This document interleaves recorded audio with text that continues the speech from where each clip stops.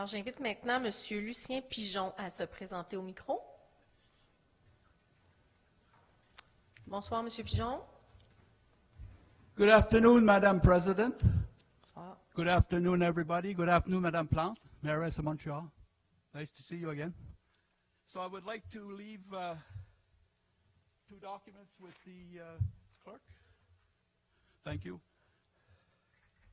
So my subject this afternoon is, that's a bit high. Could you lower it? It's a bit high. Taking back, I'm not very tall. I'm not short neither. My subject is taking back our planet for future generations. That's a subject I think you want to hear. The analogy between the Russian war of aggression in Ukraine and the climate war around the globe is that both are acts of aggression by opportunistic criminals. The war in Ukraine being driven by the avaricious appetite of the Russian leadership to increase its territory and power, and the climate war around the globe being driven by avaricious appetites of the fossil fuel industry, corporations, financial institutions, and individuals to increase their wealth and power.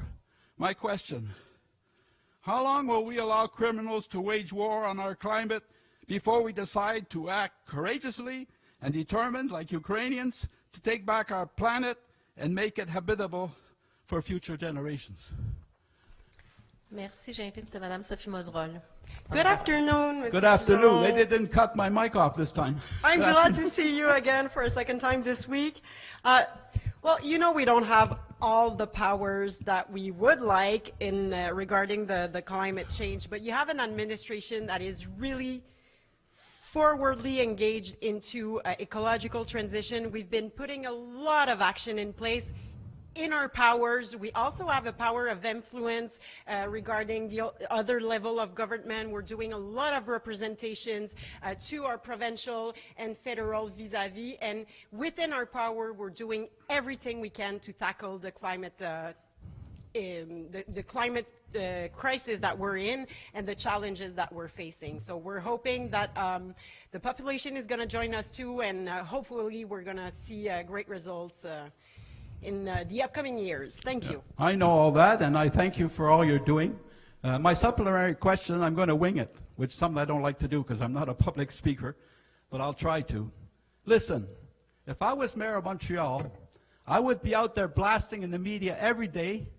I would hold what we call debates and everything else possible to get the people on board and to let them know what they need to do, what's happening. And we are in a crisis, so we have to get out there, and all of you, mayors, councilors, you should be out there in the media almost every day.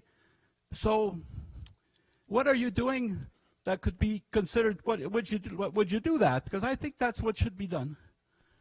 Merci, Mme Mosrol. Thank you for your question. I assure you we are doing the best we can to make that happen. We have a lot of announcements regarding ecological transition, regarding mobility and transport, regarding the way we're planning the city. We're working on the plans d'urbanisme and mobility to make sure we're changing the way we're building the city to answer those imperatives, those ecological imperatives. And as I was saying, we're talking to our vis-a-vis in the government of Quebec, in the government of Canada. We're talking to other municipalities too. We've been making initiatives with other municipalities, other cities to make sure we all have these issues at heart, and we're putting all the effort that we can to face those challenges. And I hope that we are going to get the help of engaged citizens as you are, engaged partners, and we're going to work as hard as we can to tackle this issue.